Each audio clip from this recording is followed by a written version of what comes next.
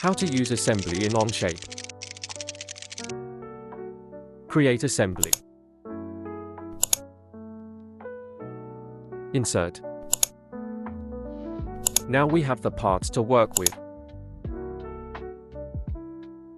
Fix the part the gears are on so it won't move. Revolute mate. Select the center of the gear first.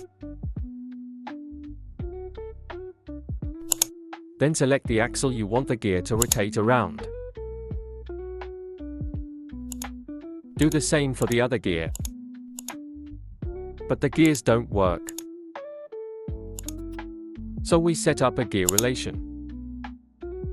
Select both rotation mates. It works.